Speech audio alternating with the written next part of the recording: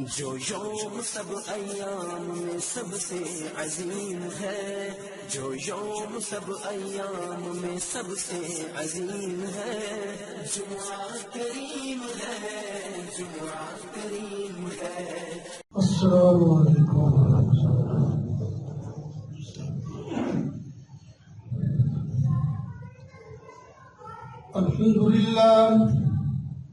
الحمد لله وكفى والصلاة والسلام على سيد الرسل وخاتم الأنبياء، أما بعد فأعوذ بالله من الشيطان الرجيم، بسم الله الرحمن الرحيم۔ إن الله يأمركم أن تؤدوا الأمانات إلى أهلها وإذا حكمتم بين الناس أن تحكموا بالعدل، إن الله نعم ما يعظكم به، إن الله كان سميعا بصيرا۔ صدق الله مولانا العظيم۔ اللهم صل على سيدنا ومولانا محمد وعلى آل سيدنا ومولانا محمد وبارك وسلم۔ سلام على خير الأنام وسيدي بشير النذير هاشمي محمدي، ألوف رؤوف من يسمى بأحمدي، يا رب صل وسلم دائما أبدا على حبيبك خير الخلق كلهم۔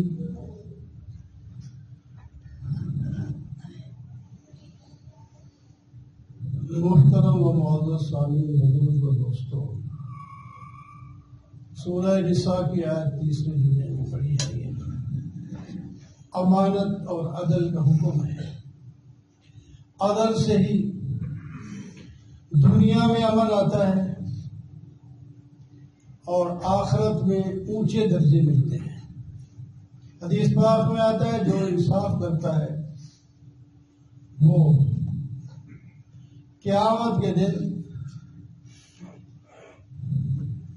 نور کے ممبر پر ہوگا، نورانی ممبر پر ہوگا۔ اور ایک اور روایت میں ہے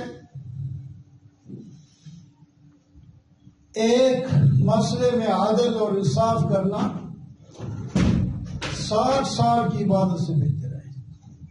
60 سال کی عبادت آسان نہیں ہے، کیونکہ عبادت کرنے والے کا وہ فائدہ اپنی ذات کو پہنچتا ہے اور انصاف کا فائدہ پوری دنیا کو پہنچتا ہے۔ یہ فرق ہے۔ اس واسطے وہ 7 جو خوش نصیب انسان قیامت کے دن اللہ تعالی کی رحمت کے سائے کے نیچے ہوں گے، ان میں سے پہلا نمبر امام عادل کا ہے۔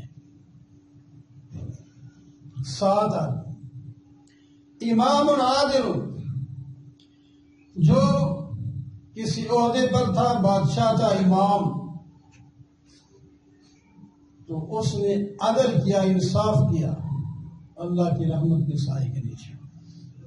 بڑی شان انصاف، اس کی عدل اور انصاف کرنے والے کی عزت دنیا میں بھی ہوتی ہے، ملک میں بھی امن ہوتا ہے، یہ اپنا ملک بھی مضبوط کرتا ہے، لوگ محبت کرتے ہیں۔ انصاف کرنے والے بادشاہ کے ساتھ عوام محبت کرتی ہے، دعائیں کرتی ہے،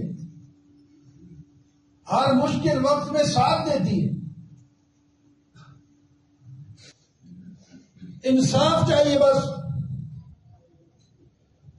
قانون کے دائرے کے اندر عہدیدار ہے، دولت مند ہے، غریب ہے، کوئی ہے، سب قانون کے دائرے کے اندر آنے چاہیے۔ ایک تو اللہ نے ہی قانون دیا ہے ہمیں اسلام کا، اس پہ چلنا چاہیے سب کو، لیکن اگر اس پہ نہیں پورے تو جو اپنا بنایا ہوا قانون آئین ہے تو اس کے تحت تو کم از کم چلے۔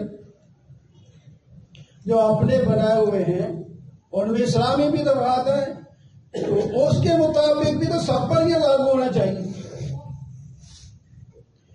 لٹکا دیا ایک مسئلے کو، لٹک رہا ہے، وکیل کے بھی پیسے بن رہے ہیں، پتہ نہیں کتنے کتنے لوگ اس میں کما رہے ہیں، اور وہ جو غریب ہے جس نے درخواست دی ہوئی وہ لٹکتا مر گیا، اس کے بیٹے پوتے آ کر مقدمے کا فیصلہ سنائیں۔ حضرت عمر رضی اللہ تعالیٰ عنہ کی عدالت، کوئی عدالت کی خود ان کی اس طرح نہیں تھی عدالتیں، تشریف فرمائیں، لوگوں کے ساتھ باتیں ہو رہی، اتنے میں دو نوجوان ایک نوجوان کو پکڑے ہوئے آ گئے، کہنے لگے حضرت اس بندے نے ہمارے والد کو قتل کر دیا ہے، ہمیں قصاص چاہیے۔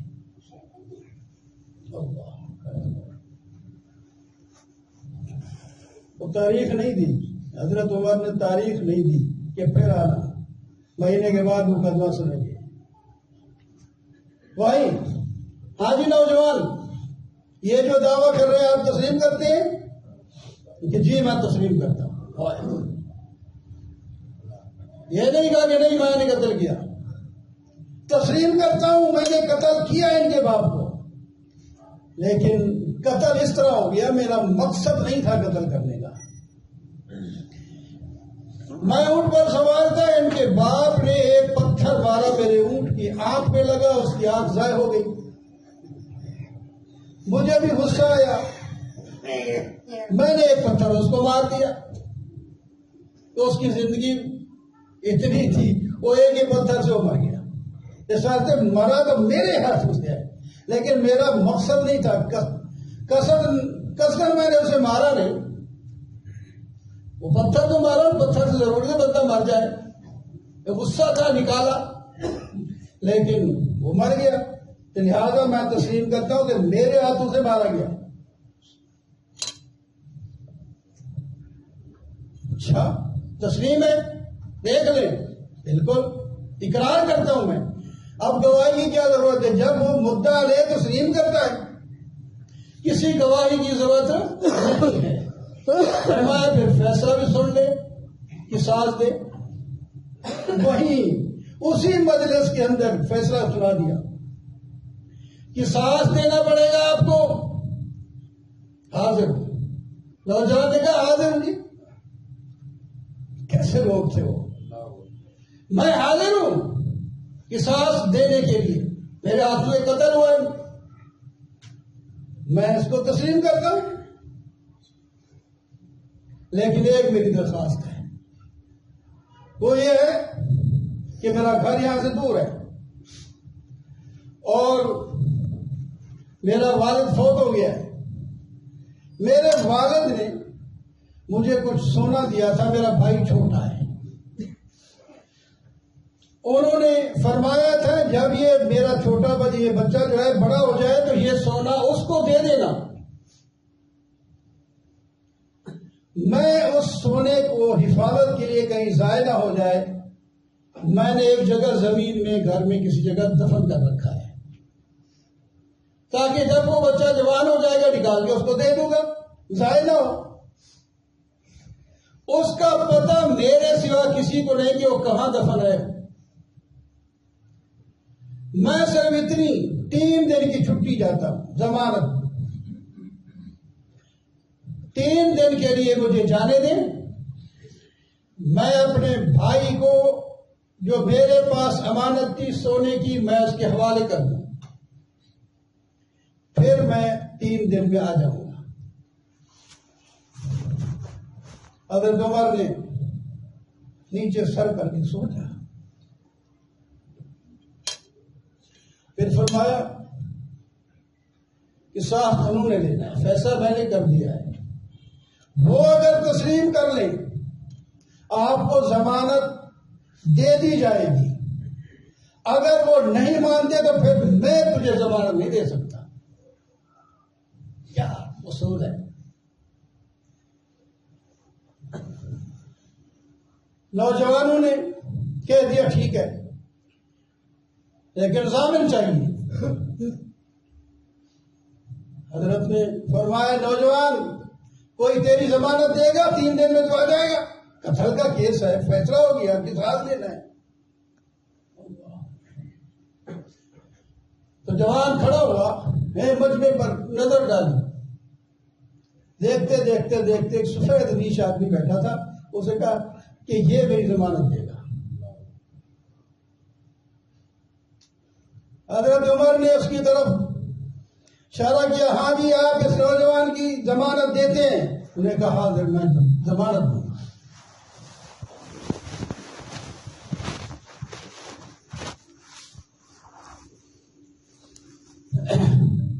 ٹھیک ہے دیکھ لینا یہ نہ آیا تو پھر جو سزا اس کو ہونی تھی آپ کو ہوگی. حاضر ہے میں یہ سوچ کے میں نے کہا ہے میں ضامن ہوں نہ آیا کہ میں قصاص کے لیے تیار ہوں. چلو بھائی چلے جاؤ. ضمانت ہو گئی. بندہ ضمانت دے دیا. تیسرے دن پھر عدالت لگے گی اس مسئلے پر. جسٹس قصاص لینا انہیں 3 دن کی مہلت مانگی ہے.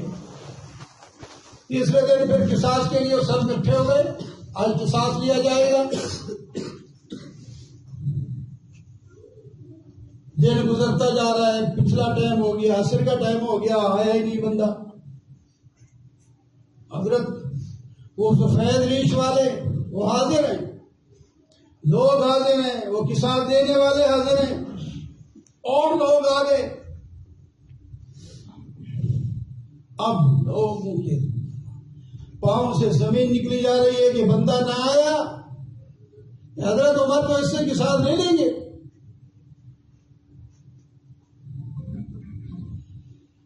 بس تھوڑا سا دن باقی رہتا تھا. دیکھا تو ایک آدمی آ رہا ہے دوڑتا ہوا پسینے سے شرابور ہے ہانپتا ہوا آ گیا. وہی لڑکا تھا وہی جوان تھا جو ضمانت پہ گیا تھا.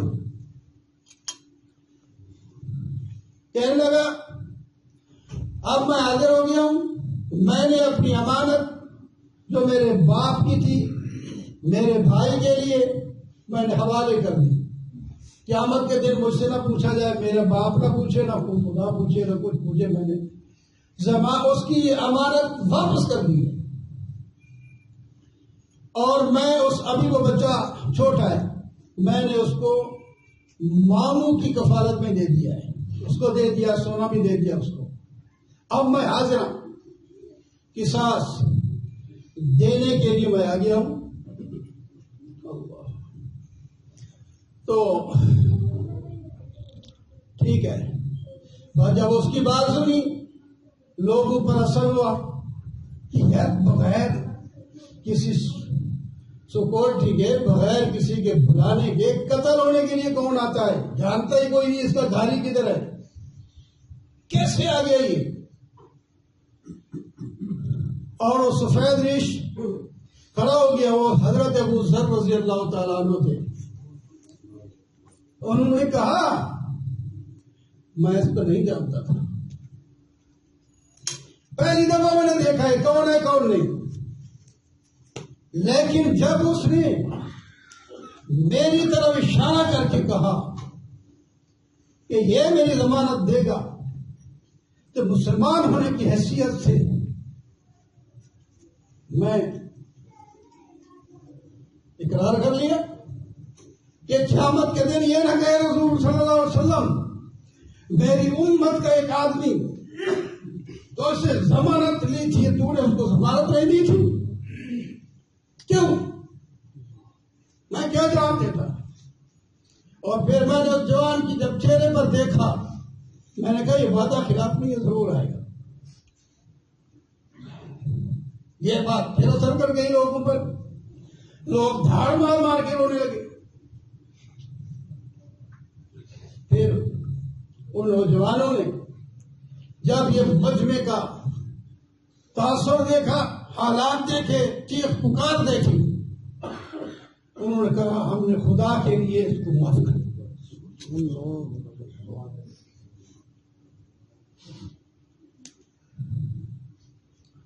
حضرت عمر نے فرمایا نوجوان کو فارغ کوئی قصاص نہیں لے جائے گا معاف ہو گیا. اور دو نوجوانوں جن کا باپ قتل ہو گیا اس کو بیت المال سے میں دیت دے دیتا ہوں، تمہارا غلطی پورا ہو جائے۔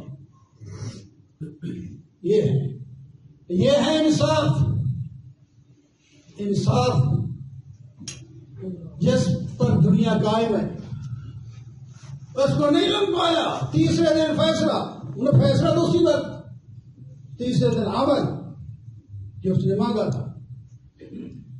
اس طرح جب ہوتا ہے نا پھر اثر ہوتا ہے۔ بڑے چھوٹے کوئی بات نہیں۔ غسان کا شہزادہ جبلہ بن احم مسلمان ہو گیا، طواف کر رہا ہے،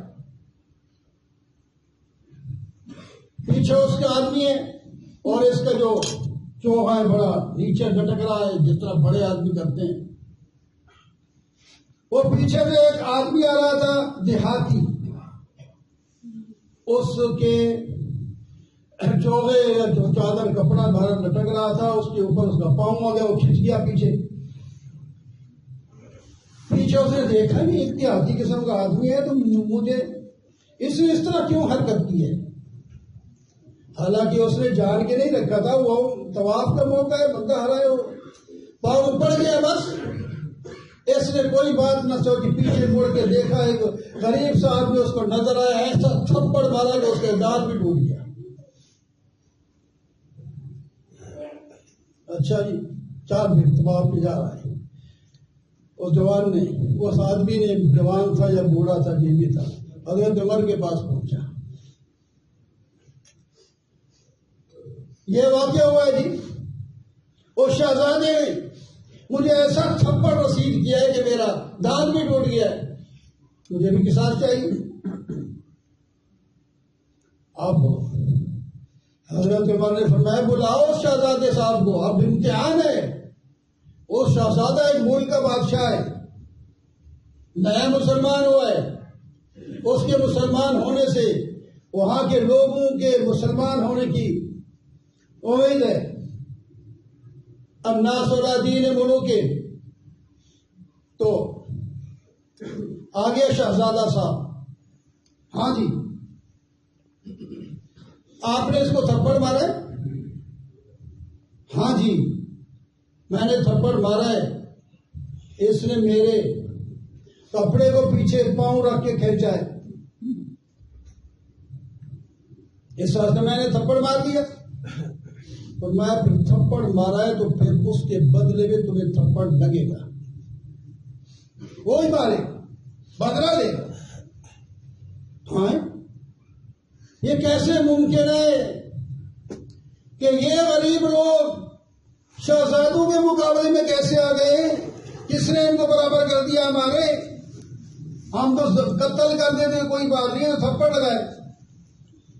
حضرت فرمایا، حضرت عمر رضی اللہ تعالیٰ عنہ نے جو اسلام تو لایا ہے نا اسی نے برابر کر دیا ہے، اس میں امیر غریب کی کوئی تفاوت نہیں ہے۔ امیر ہو غریب ہو، تو نے قصور کیا ہے تو لہذا تو مان بھی گر چکا ہے، اب تجھے قصاص دینا پڑے گا، یا وہ معاف کر دے تو اس کی مرضی، ورنہ تو قصاص دے گا۔ اب وہ کیسے معافی مانگے اس سے کہ وہ اس کو معاف کرے؟ بڑا آدمی ہے، شہزادہ ہے، ملک کا بادشاہ ہے، اور اس کا بھی امتحان تھا، حضرت عمر کا بھی امتحان تھا اس ایسے عجیب واقعے میں کہ کسی بڑے کا لحاظ رکھتے ہیں کہ نہیں۔ امتحان یہ تھا اس کا بھی کہ بعض دفعہ ایسا ہے مسلمان جب اسلام پھیل رہا ہوتا ہے تو کچھ لوگ ویسے ہی مان لے آتے ہیں کہ ان کو عزت مل رہی ہے، اگر میں بھی مسلمان ہو گیا تو میری عزت پہلے سے بڑھ جائے گی، شاید اس واسطے مسلمان ہوا ہے یا واقعی مسلمان ہوا ہے، دل سے مسلمان ہوا ہے۔ اگر دل سے مسلمان ہوا ہے تو تیار ہو جائے گا، پھر وہ بھی معاف کر دے گا یا نہ کرے گا، اس کی مرضی۔